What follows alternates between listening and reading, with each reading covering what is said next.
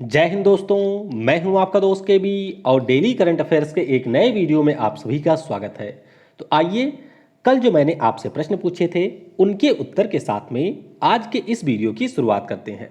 तो पहला प्रश्न मैंने आपसे पूछा था कि भारत सरकार का किस वर्ष तक तपेदिक, जिसे हम लोग टीबी के नाम से जानते हैं, उसके उन्मूलन का लक्ष्य रखा गया है। यानी कि भारत सरकार किस वर्ष तक भारत से टीबी को पूर्ण रूप से समाप्त करना चाहती है। तो भारत सरकार का लक्ष्य 2025 और संयुक्त राष्ट्र के द्वारा जो उसके 17 सस्टेनेबल डेवलपमेंट गोल्स घोषित किए गए हैं उनके अंतर्गत पूरी दुनिया से टीबी के उन्मूलन का लक्ष्य रखा गया है 2030। तो भारत सरकार ने उसके 5 वर्ष पहले इस टारगेट को अचीव करने का लक्ष्य रखा है।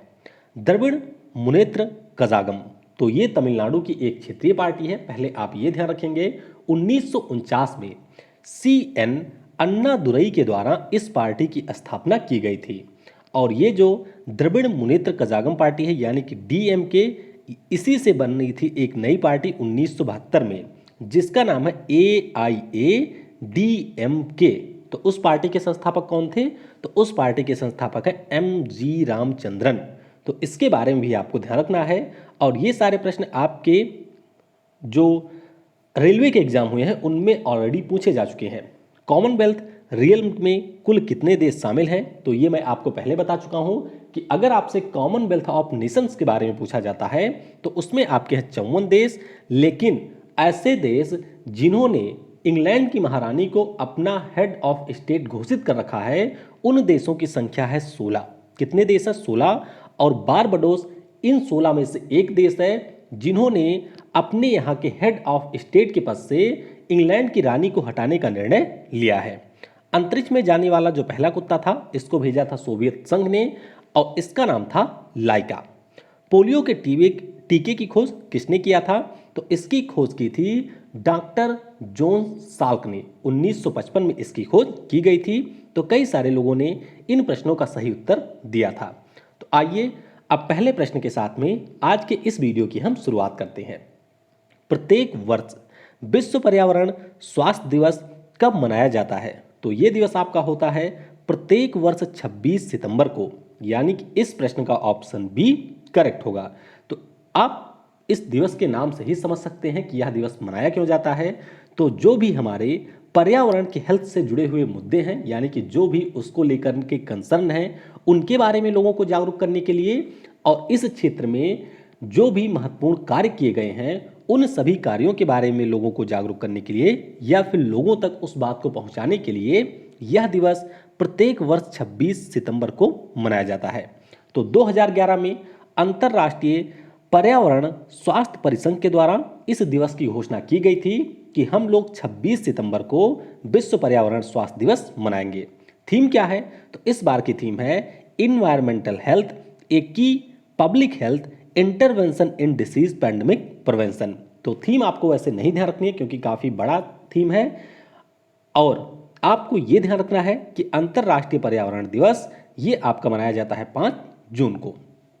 ऊर्जा दक्षता सेवा लिमिटेड के प्रबंध निदेशक के रूप में किसे नियुक्त किया गया है? तो यहाँ पर नियुक्ति की गई है रजत सूद जी की। तो इस प्रश्न का ऑप्शन डी करेक्ट होगा। और ध्यान रखिएगा कि ये जो ऊर्जा दक्षता सेवा लिमिटेड है यानी कि एनर्जी एफिशिएंसी सर्विसेज लिमिटेड है, ये हमारे ऊर्जा मंत्रालय के अधीन एक निकाय है। और रजत सूद ये स्थान लेंगे एस गोपाल का। इसके अलावा आपको एक नाम ध्यान रखना है सुनील सेठी का। सुनील सेठी को अभी जो हमारे यहाँ पर KVIC है यानी कि खादी और ग्रामोद्योग आयोग, इसने अपना सलाहकार इन्हें नियुक्त किया है। और स्थान इन्होंने किसका लिया है? तो इन्होंने स्थान लिया है रितु बेरी का। बाकी राकेश अस्थाना जी की बात करते हैं तो ये हमारे BSF के नए महानिदेशक बन गए हैं। और प्रदीप कुमार जोशी की बात करते हैं तो अरविंद सक्सेना जी के स्थान पर ये हमारे UPSC के नए चेयरमैन बने हैं। और इस वीडियो की जो PDF है वह आप टेलीग्राम से डाउनलोड कर सकते हैं। टेलीग्राम पर आपको सर्च करना है KV गुरुजी। और इस समय मैं टेलीग्राम पर रोज आपसे क्विज भी पूछता हूं तो इसके लिए भी आप टेलीग्राम को ज्वाइन कर सकते हैं। इसके अलावा kvguruji.in के ऊपर अगर आप विजिट करेंगे तो वहां से भी आप इस वीडियो की PDF को डाउनलोड कर सकते हैं। और वह PDF आपके बिल्कुल प्रिंट फॉर्मेट में होगी, यानी कि अगर आप चाहें तो उस PDF को प्रिंट भी करवा सकते हैं। बाकी वीडियो अगर आपको पसंद आता है तो इसे लाइक करने के साथ साथ अपने सभी दोस्तों के साथ में शेयर जरूर किया करें। और ये उन लोगों के नाम जिन्होंने कल ऐप के ऊपर क्विज दिया था। तो अनंत कुमार, श्याम प्रसाद निषाद, BR ब्यादवाल, राजकुमार आनंद, प्रवीण कुमार, वैशाली जादौन, आलोक शुक्ला, राम जायसवाल, संयम उपाध्याय और खुशबू राय। तो ये हमारे शीर्ष स्कोरर रहे थे। सितंबर 2020 में किस IIT संस्थान ने मौसिक नाम से एक माइक्रो प्रोसेसर विकसित किया है? तो ये विकसित किया है IIT मद्रास ने। तो इस प्रश्न का ऑप्शन C करेक्ट होगा। तो आपको परीक्षा के दृष्टिकोण से ये ध्यान रखना है कि IIT मद्रास ने मौसिक नाम का माइक्रो प्रोसेसर बनाया है और किसके साथ में मिलकर के बनाया है? तो एक हमारा इंस्टीट्यूट है जिसका नाम है Pratap Subramanyam central for digital intelligence and secure hardware. तो इनके साथ में मिलकर के IIT मद्रास के शोधकर्ताओं के द्वारा मौसिक नाम से माइक्रो प्रोसेसर का विकास किया गया है। अब आपको यहां से परीक्षा के दृष्टिकोण से यह ध्यान रखना है कि भारत का जो पहला स्वदेशी माइक्रो प्रोसेसर था जिसका नाम था शक्ति, तो इसका निर्माण भी वर्ष 2018 में IIT मद्रास ने ही किया था। IIT बॉम्बे ने भी एक बनाया था जिसका नाम था अजीत। तो इसके बारे में भी आप ध्यान रख सकते हैं। अब यहाँ पर अगर हम लोग बात करते हैं माइक्रो प्रोसेसर की, तो आपने पढ़ा होगा ट्रांजिस्टर के बारे में। तो ये जो हमारा माइक्रो प्रोसेसर होता है ये लाखों ट्रांजिस्टर की एक इंटीग्रेटेड सर्किट होती है। और इसका मुख्य रूप से काम क्या होता है? तो इसका काम होता है कि जब भी आप कंप्यूटर को किसी प्रकार का कमांड देते हैं तो जो आपको स्क्रीन पर रिजल्ट दिखाया जाता है उसमें मुख्य रूप से योगदान होता है माइक्रो प्रोसेसर का। तो ये आपको यहां से ध्यान रखना है। सितंबर 2020 में किसके द्वारा साइबर हमलों के लिए प्रौद्योगिकी विजन की शुरुआत की गई? तो ये शुरू किया है हमारे केंद्रीय बैंक यानी कि रिजर्व बैंक ऑफ इंडिया ने। तो इस प्रश्न का ऑप्शन A करेक्ट होगा। आपको यहां पर परीक्षा के दृष्टिकोण से यह ध्यान रखना है कि इसे शुरू किया है रिजर्व बैंक ऑफ इंडिया ने। और किसके लिए इसे शुरू किया गया है? तो जो हमारे शहरी सहकारी बैंक हैं यानी कि जो आपके अर्बन कोऑपरेटिव बैंक्स हैं उनके लिए इस पहल की शुरुआत की गई है रिजर्व बैंक ऑफ इंडिया के द्वारा। तो इस पहल का मुख्य रूप से काम क्या होगा? तो इसका काम होगा कि जो भी हमारे शहरी सहकारी बैंक हैं उन्हें साइबर हमलों से बचाया जाए, साइबर हमलों के बारे में पता लगाया जाए और उससे उनकी सुरक्षा की जाए। रिजर्व बैंक ऑफ इंडिया की बात करते हैं तो 1 अप्रैल 1935 को स्थापना हुई थी। मुख्यालय इसका है मुंबई में। गवर्नर इसके हैं शक्तिकांत दास। अगला प्रश्न है भारत ने किस देश के साथ बौद्धिक संपदा अधिकारों में सहयोग बढ़ाने के लिए समझौता ज्ञापन पर हस्ताक्षर किए? तो ये समझौता भारत ने किया है डेनमार्क के साथ में।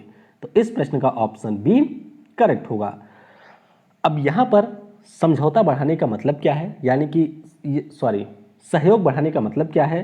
तो इसका मुख्य रूप से उद्देश्य है कि दोनों देशों के बीच में बौद्धिक संपदा अधिकारों के संदर्भ में ट्रेनिंग प्रोग्राम का आयोजन किया जाएगा और जो भी एक दूसरे के बेस्ट प्रैक्टिसेज हैं, यानी कि अगर किसी देश ने बौद्धिक संपदा के क्षेत्र में कोई विशेष कार्य किया है तो उसको दूसरे देश के साथ में शेयर किया जाएगा। तो इस प्रकार से सहयोग के लिए 2 वर्षों का समझौता किया है भारत ने डेनमार्क के साथ में। और इस वर्ष जो आपकी अंतर्राष्ट्रीय बौद्धिक संपदा सूचकांक जारी की गई थी उसमें हमारे देश का स्थान था 40वां। 2019 में भारत का स्थान क्या रहा था? तो 36वां रहा था। भारत यहाँ पर 4 पायदान नीचे फिसल करके 40वें स्थान पे पहुंच गया था। डेनमार्क की बात करते हैं तो ये यूरोप महाद्वीप का एक देश है। राजधानी आपको मिल जाएगी कोपेनहेगन में। मुद्रा यहाँ की है क्रोना और मेते फ्रेडरिक्सन यहाँ के वर्तमान में PM है। तो लोकेशन आप देख सकते हैं डेनमार्क की। और आपको ध्यान रखना है कि ये केवल जर्मनी देश के साथ में अपनी सीमा साझा करता है। भारत की पहली क्षेत्रीय रैपिड पारगमन प्रणाली ट्रेन, बात हो रही है यहाँ पर regional rapid transit system train की। तो ये आपके राजधानी दिल्ली से किस शहर के लिए संचालित की जाएगी? तो ये आपकी चलेगी दिल्ली से उत्तर प्रदेश के मेरठ के लिए। तो इस प्रश्न का ऑप्शन D करेक्ट होगा। अगर आपको याद हो तो कुछ समय पहले ही हम लोगों ने इस पूरे सिस्टम के बारे में पढ़ा था, यानी कि ये जो रीजनल रैपिड ट्रांजिट सिस्टम है, इसके बारे में पढ़ा था और ये आपकी 2022 से कार्य करना शुरू कर देगी। तो ये आप देख सकते हैं, अभी इस ट्रेन का जो डेमो वीडियो है उसको जारी किया गया और इसमें ये बताया गया है कि ये ट्रेन आपकी नई दिल्ली से चलेगी, उसके बाद में पहुंचेगी गाजियाबाद और गाजियाबाद से फिर ये जाएगी मेरठ में, यानी कि कुल मिलाकर के 82 किलोमीटर का डिस्टेंस ये ट्रेन आपकी कवर करने वाली है।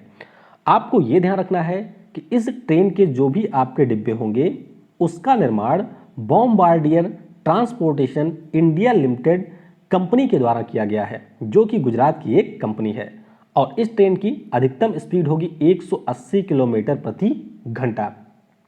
और ये मैंने आपको बताया ही था कि क्षेत्रीय रैपिड पारगमन प्रणाली नाम की जो आपकी योजना है, इसका कार्यान्वयन राष्ट्रीय राजधानी क्षेत्र परिवहन निगम के द्वारा किया जा रहा है। और अगर हम लोग इसकी बात करते हैं तो ये हमारे केंद्र सरकार, राजस्थान की सरकार, हरियाणा की सरकार, उत्तर प्रदेश की सरकार और दिल्ली की सरकार का एक जॉइंट वेंचर है, यानी कि इन सभी सरकारों के द्वारा मिलकर के इसका गठन किया गया है। तो ये एक प्रकार की कंपनी है जो कि इस पूरे आपके परियोजना का कार्यान्वयन कर रही है। सितंबर 2020 में किस राज्य की सरकार ने पर्यटन संजीवनी योजना के तहत ऋण देने की घोषणा की है? तो ये घोषणा की है असम राज्य की सरकार ने। तो इस प्रश्न का ऑप्शन ए करेक्ट होगा। असम राज्य की सरकार की ये योजना है कि लॉकडाउन समाप्त हो चुका है तो उसके बाद में राज्य में पर्यटन को बढ़ावा दिया जाए। तो इसी के लिए जो भी राज्य में युवा हैं उनको 5 वर्षों के लिए 1 लाख से लेकर के 20 लाख रुपए का ऋण दिया जाएगा, जिससे वह कुछ इस प्रकार की चीज़ों को डेवलप करें या फिर कुछ ऐसी व्यवस्था करें जिससे असम राज्य में पर्यटन को बढ़ावा मिल सके। असम राज्य की बात करते हैं तो कुछ अन्य चीज़ें आपको यहाँ से ध्यान रखनी है, जैसे कि गरीब परिवारों के लिए अरुणोदय योजना यहाँ पर लॉन्च की गई। टेरी के द्वारा, टेरी का मतलब है द एनर्जी रिसर्च इंस्टीट्यूट, इनके द्वारा गुवाहाटी शहर में बाढ़ पूर्वानुमान चेतावनी प्रणाली लगाई गई। ब्रह्मपुत्र नदी पर भारत के सबसे बड़े नदी रोपवे का उद्घाटन किया गया। सशस्त्र बल विशेष अधिकार अधिनियम 1958 को 6 माह के लिए यहाँ पर बढ़ा दिया गया है। एक भारत श्रेष्ठ भारत के अंतर्गत राजस्थान के साथ में असम को जोड़ा गया है। स्वामी विवेकानंद युवा सशक्तिकरण योजना को एक बार फिर से यहाँ पर लॉन्च किया गया है। स्टेट बैंक ऑफ इंडिया के द्वारा महिला आत्मनिर्भरता प्रोग्राम की शुरुआत की गई है। दींग पटकई जो यहाँ की वाइल्ड लाइफ सेंचुरी है उसे नया राष्ट्रीय पार्क बनाने की भी घोषणा की गई है। मुख्यमंत्री ग्राम्य परिवहन अचोनी योजना भी यहाँ पर शुरू की गई है। इसके अलावा अभिनंदन योजना, अपोनार अपान घर योजना, ये सारी योजनाएं भी असम राज्य की सरकार के द्वारा शुरू की गई है। असम की बात करते हैं तो राजधानी आपको मिल जाएगी दिसपुर में। राज्यपाल हैं जगदीश मुखी, मुख्यमंत्री यहाँ के हैं सर्बानंदा सोनोवाल और ये हैं आपके बीजेपी पार्टी से। लोकसभा में यहाँ की 14 सीटें हैं, राज्यसभा में है 7 सीटें और विधानसभा में है 126 सीटें। और आपको ध्यान रखना है कि यहाँ का जो उच्च न्यायालय है वह गुवाहाटी शहर में स्थित है और इसके मुख्य न्यायाधीश थे अजय लांबा, जो कि अभी 21 सितंबर को हटा दिए गए हैं पद से अपने, और इनके स्थान पर एक्टिंग मुख्य न्यायाधीश के रूप में कार्य कर रहे हैं NK सिंह। ये आपको ध्यान रखना है। राष्ट्रीय पार्क यहाँ पर आपको कई सारे मिलेंगे, जैसे कि ओरांग है, डिब्रू सैखुआ है, काजीरंगा है, नामेरी है और आपका है मानस। टाइगर रिजर्व की बात करते हैं तो ओरांग, नामेरी, काजीरंगा और मानस 4 आपको टाइगर रिजर्व मिलेंगे। बायोस्फीयर रिजर्व की बात करते हैं तो एक बायोस्फीयर रिजर्व है जिसका नाम है डिब्रू सैखुआ। रामसर स्थल यहाँ पर एक ही है जिसका नाम है दीपोर बिल। एलिफेंट रिजर्व की बात करते हैं तो आपको सबसे ज़्यादा एलिफेंट रिजर्व मिलेंगे असम में, क्योंकि भारत के सबसे ज़्यादा हाथी भी पाए जाते हैं असम राज्य में ही। तो चिरांग रिपू, सोनितपुर, दिहिंग पटकई, कार्बी एंगलोंग, काजीरंगा, धनसिरी, लंगडिंग एलिफेंट रिजर्व, तो ये सारे एलिफेंट रिजर्व आपको मिलेंगे असम राज्य में। पश्चिमी बिहार की बात करते हैं यानी कि बर्ड सेंचुरी की बात करते हैं तो बोरदोईबाम, बिलमुक बर्ड सेंचुरी और पाणी दिहिंग नाम की जो पश्चिमी बिहार है ये आपको मिल जाएगी असम राज्य में। एशियाई विकास बैंक ने भारत के किस राज्य के शहरी परियोजनाओं के लिए $570 मिलियन के ऋण को मंजूरी दी है? तो ये परियोजनाएं मुख्य रूप से संचालित की जाएंगी राजस्थान और मध्य प्रदेश में। तो इस प्रश्न का ऑप्शन सी करेक्ट होगा। तो ध्यान से देखिए, ये राशि है आपके $570 मिलियन की। तो इसमें से $300 मिलियन मिलेगा राजस्थान को। तो राजस्थान करेगा क्या? तो राजस्थान की वह शहर जहां पर जल आपूर्ति की सुविधा बेहतर नहीं है या फिर सैनिटाइजेशन के लिए इंफ्रास्ट्रक्चर बेहतर नहीं है, वहां पर इन चीज़ों को बेहतर राजस्थान के द्वारा किया जाएगा। मध्य प्रदेश को इसमें से मिलेगा $270 मिलियन और इसके द्वारा मध्य प्रदेश की सरकार के द्वारा राज्य में जल आपूर्ति की जो प्रणाली है उसको बेहतर किया जाएगा और जो भी आपके नाले हैं यानी कि सीवेज है उसके लिए एक बेहतर इंफ्रास्ट्रक्चर को यहाँ पर डेवलप किया जाएगा। एशियाई विकास बैंक की बात करते हैं तो 19 दिसंबर 1966 को स्थापना हुई थी। मुख्यालय है मनीला में। अध्यक्ष है इसके मसात्सुगु असाकावा और उपाध्यक्ष इसके हैं अशोक लवासा। राष्ट्रीय चिकित्सा आयोग के पहले अध्यक्ष के रूप में किसे यहाँ पर नियुक्त किया गया है? तो यहाँ पर नियुक्ति हुई है सुरेश चंद्र शर्मा की। तो इस प्रश्न का ऑप्शन डी करेक्ट होगा। और अगर आपको याद हो तो ये प्रश्न हम लोगों ने जनवरी 2020 में भी डिस्कस किया था। तो आपके मन में सवाल आ सकता है कि ये जनवरी वाला प्रश्न हम लोग यहाँ पर डिस्कस क्यों कर रहे हैं? तो इसके पहले इसके पीछे का कारण आपको थोड़ा सा समझना होगा। दरअसल जिस प्रकार से हमारे यहाँ पर जो उच्च शिक्षा होती है उसको रेगुलेट करता है यूजीसी, उसी प्रकार से जो भी हमारे यहाँ पर मेडिकल एजुकेशन होता है यानी कि जो हमारे यहाँ पर चिकित्सा की शिक्षा होती है उसके लिए एक नियामक निकाय थी जिसका नाम था भारतीय चिकित्सा परिषद। तो इसके ऊपर भ्रष्टाचार के कई सारे आरोप लगाए गए और उसके बाद में 2018 में केंद्र सरकार के द्वारा भारतीय चिकित्सा परिषद को यहाँ पर समाप्त कर दिया गया यानी कि इसको पूरी तरीके से भंग कर दिया गया। उसके बाद में पिछले साल की बात है, एक हमारे यहाँ पर एक्ट पास किया गया जिसका नाम था राष्ट्रीय चिकित्सा आयोग अधिनियम 2019 और इसके अंतर्गत जो हमारे यहाँ पर भारतीय चिकित्सा परिषद था इसके स्थान पर राष्ट्रीय चिकित्सा आयोग नाम से एक नई बॉडी की गठन की गई। यानी कि बस आप ऐसे समझ सकते हैं कि कोई आदमी था उसका कपड़ा यहाँ पर चेंज कर दिया गया। तो राष्ट्रीय चिकित्सा आयोग का गठन हो गया था और उसी समय सुरेश चंद्र शर्मा जो हैं इनको इसका नया अध्यक्ष बनाया गया था। तो अब फाइनली जाकर के यानी कि अब आधिकारिक तौर पर यहाँ पर राष्ट्रीय चिकित्सा आयोग का गठन किया जा चुका है यानी कि अब इसने पूरी तरीके से भारतीय चिकित्सा परिषद का स्थान ले लिया है। तो इसमें कुल मिलाकर के 25 सदस्य हैं किसमें? राष्ट्रीय चिकित्सा आयोग में। और जो आपके एम्स में कान और नाक विभाग के प्रमुख हैं डॉक्टर सुरेश चंद्र शर्मा, वह इसके अध्यक्ष के रूप में नियुक्त किए गए हैं। तो ये आपको यहाँ पर ध्यान रखना है। सितंबर 2020 में टायर कंपनी सीएट लिमिटेड ने किस अभिनेता को अपना ब्रांड एम्बेसडर नियुक्त किया? तो यहाँ पर नियुक्ति की गई है आमिर खान की। तो यहाँ पर आप देख सकते हैं अभिनेता आमिर खान को जो कि सीएट लिमिटेड के नए ब्रांड एम्बेसडर बन गए हैं। और सीएट लिमिटेड की बात करते हैं तो ये रामनाथ गोयनका समूह की एक टायर बनाने वाली कंपनी है और इन्होंने अगले 2 वर्षों के लिए आमिर खान को अपना ब्रांड एम्बेसडर नियुक्त किया है। कुछ अन्य ब्रांड एम्बेसडर की बात करते हैं तो आकाश इंस्टीट्यूट, इसके बारे में मैंने आपको कल ही बताया था कि युवराज सिंह बन गए हैं। गार्गो इंटरनेशनल की बात करते हैं, एसर इंडिया की बात करते हैं तो इसके सोनू सूद बने हैं। WTF स्पोर्ट के सुरेश रैना और हरमनप्रीत कौर बनी है। सुरेश रैना नाइट स्टैक्स के भी बने हैं। ओकले के बने हैं रोहित शर्मा। एस बोटॉप के बने हैं ड्वेन ब्रावो। मिंत्रा की बनी है कियारा आडवाणी यानी कि प्रीति। प्लेयर जपाट के बने हैं भुवनेश्वर कुमार यानी कि भुवनेश्वर कुमार और Smriti Mandhana. Paytm first games की बात करते हैं सचिन तेंदुलकर बने हैं। इमामी की जूही चावला बन गई हैं। ग्रेट लर्निंग की बने हैं Virat Kohli. Bajaj Allianz life insurance और टोयोटा की जो अर्बन क्रूजर है इसके बने हैं आयुष्मान खुराना। किस देश की अध्यक्षता में बायोडायवर्सिटी बियॉन्ड 2020 का मंत्री स्तरीय गोलमेज संवाद का आयोजन किया गया? तो इसका आयोजन किया गया है चीन देश की अध्यक्षता में।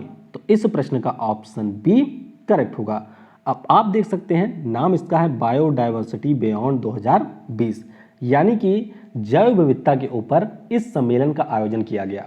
और हमारे देश से जो वन पर्यावरण और जलवायु परिवर्तन मंत्री हैं प्रकाश जावड़ेकर जी, वह इसमें शामिल हुए थे। तो कुल मिलाकर के 15 देशों के मंत्री इसमें शामिल हुए थे। और थीम क्या थी? तो थीम इसकी थी biodiversity beyond 2020 building A shared future for all life on earth. यानी कि यहाँ पर बात की गई है जैव विविधता की, इसके साथ साथ ये भी कहा गया है कि हम लोग एक ऐसा इंफ्रास्ट्रक्चर तैयार करें जिससे जो भी जीवन है पृथ्वी के ऊपर वह पूरी तरीके से सर्वाइव कर सके। आपको परीक्षा के दृष्टिकोण से ये ध्यान रखना है कि कन्वेंशन ऑन बायोलॉजिकल डाइवर्सिटी का जो COP15 है यानी कि कॉन्फ्रेंस ऑफ पार्टीज 15 है, इसका आयोजन चीन के कुनमिंग शहर में 2021 में किया जाएगा। अच्छा, मैं आपको कुछ महत्वपूर्ण चीज़ें यहाँ पर बता देता हूँ, अगर आप चाहें तो इनको नोट भी कर सकते हैं। अध्यक्ष वाले जो प्रश्न होते हैं ये आपकी परीक्षा के लिए काफ़ी ज़्यादा महत्वपूर्ण होते हैं। जैसे कि G20 के अभी कई सारे सम्मेलन हुए हैं कोविड-19 से ही, और ये सारे सम्मेलन सऊदी अरब की अध्यक्षता में हुए, यानी कि G20 जो समूह है इसका अध्यक्ष देश है सऊदी अरब। उसी प्रकार से SCO की हम बात करते हैं तो SCO का अध्यक्ष देश कौन है, तो ये आपका है रूस। अगले साल इसका बन जाएगा हमारा देश भारत। उसी प्रकार से G20 का आपको ये ध्यान रखना है कि सऊदी अरब अभी है, अगले साल हो जाएगा इटली, और 2022 में हमारा देश होगा भारत। जो आपका बिम्स्टेक है, क्या है बिम्स्टेक, और एक हमारा है सार्क। इन दोनों का अध्यक्ष देश कौन है, तो इसका हमारा अध्यक्ष देश है श्रीलंका। कौन है, श्रीलंका। उसी प्रकार से जो आसियान समूह है इसका अध्यक्ष देश है 2020 में वियतनाम। तो ये आपके लिए काफ़ी ज़्यादा महत्वपूर्ण है, इसके बारे में आपको ध्यान रखना है। पद्मश्री पुरस्कार विजेता शेखर बसु का कोविड-19 से निधन हुआ, वह प्रसिद्ध कौन थे, तो ये एक प्रसिद्ध वैज्ञानिक थे और अभी हाल ही में इनका निधन हुआ है। तो आपको ध्यान रखना है कि ये परमाणु वैज्ञानिक होने के साथ साथ हमारे परमाणु ऊर्जा आयोग के पूर्व अध्यक्ष भी रह चुके हैं, और भारत की जो परमाणु संचालित पनडुब्बी है INS अरिहंत, उसके निर्माण में भी इनका काफ़ी ज़्यादा महत्वपूर्ण योगदान था। और जो आपके तारापुर परमाणु ऊर्जा संयंत्र है, इसके अलावा कल्पक्कम परमाणु ऊर्जा संयंत्र है, इसके निर्माण में, इसके डिजाइन में और इसके संचालन में भी बहुत ही महत्वपूर्ण योगदान रहा था शेखर बसु का। तो इसीलिए इनका नाम काफ़ी ज़्यादा महत्वपूर्ण है। आइए कुछ अन्य प्रश्नों को भी जान लेते हैं। असम राज्य की सरकार ने दूसरे राज्य से जो भी जहाज से आने वाले यात्री हैं, यानी कि जो भी फ्लाइट से आने वाले यात्री हैं, उनकी मदद के लिए विजिट असम नाम का एक मोबाइल ऐप लॉन्च किया है। भारत की पहली महिला बंगाली क्रांतिकारी जिनका नाम है प्रीति लता वाडेकर, इनके ऊपर बांग्लादेश की सरकार ने एक फिल्म बनाने की घोषणा की है। अभी 26 सितंबर को यानी कि कल हमारे PM नरेंद्र मोदी के द्वारा संयुक्त राष्ट्र महासभा के 75वें सत्र को संबोधित किया गया। और ध्यान रखिएगा, संयुक्त राष्ट्र महासभा का जो 75वां सत्र है इसके नए अध्यक्ष कौन बन गए हैं, तो वोल्कन वोजकीर जो कि टर्की के हैं वह इसके अध्यक्ष बन गए हैं। ये आपको ध्यान रखना है। भारत और जापान के बीच में उत्तरी अरब सागर में जिम्बेक्स नाम के एक नौसेना के अभ्यास की शुरुआत की गई और ये चौथा अभ्यास था। तो इसको हम लोग थोड़ा कल डिटेल में डिस्कस करेंगे। और पश्चिम बंगाल राज्य की सरकार के द्वारा जो भी मंदिर के पुजारी होते हैं उनको 1000 रुपये मासिक भत्ता देने के लिए और मुफ्त आवास देने के लिए राज्य पुरोहित कल्याण प्रकल्प योजना को मंजूरी दी गई है। इसके अलावा पश्चिम बंगाल राज्य की सरकार ने जो भी राज्य में दुर्गा पूजा समितियां हैं उनको भी 50,000 रुपये देने की घोषणा की है। तो आने वाले यानी कि 1 अक्टूबर से आपके जो करंट अफेयर का पैटर्न होगा वह भी कुछ इसी प्रकार का होगा। मैं आपको यहाँ पर अब MCQ के फॉर्म में करंट अफेयर्स को नहीं कराऊंगा, क्योंकि MCQs के फॉर्म में जब हम करंट अफेयर्स करते हैं तो उसका जो वीडियो होती है उसका लेंथ काफ़ी ज़्यादा बड़ा हो जाता है। और जब हम लोग कुछ इस फॉर्म में करंट अफेयर को डिस्कस करेंगे तो मात्र 10 से 15 मिनट में आपकी वीडियो समाप्त भी हो जाएगी और सारे जो आपके कॉन्सेप्ट होंगे वो भी करंट अफेयर से संबंध में क्लियर हो जाएंगे। आज के वीडियो से आपके लिए प्रश्न है, भारत का पहला संचार उपग्रह का नाम क्या है? सूर्य को देखने के लिए किस प्रकार के टेलीस्कोप का प्रयोग किया जाता है, यानी कि उसका नाम क्या है? 5 और 10 रुपए के जो नए सिक्के होते हैं ये किससे निर्मित किए जाते हैं? IFSC का पूरा नाम क्या है? और भारत के किस प्रधानमंत्री का नाम भारत के नोट पर अंकित हुआ था? तो ये थोड़ा सा टिपिकल प्रश्न है। आपको बताना है कि हमारे भारत के ऐसे कौन से प्रधानमंत्री हैं जिनका नाम भारत के नोट पर भी छपा था, तो उनका नाम आपको नीचे कमेंट में बताना है। बाकी जो रिवीजन का तीसरा वीडियो है वह आज शाम को आपको मिल जाएगा, उस वीडियो को भी आप जरूर देखिएगा। Thanks for watching. जय हिंद, जय भारत, और सबसे जरूरी, पढ़ेगा भारत तो बढ़ेगा भारत।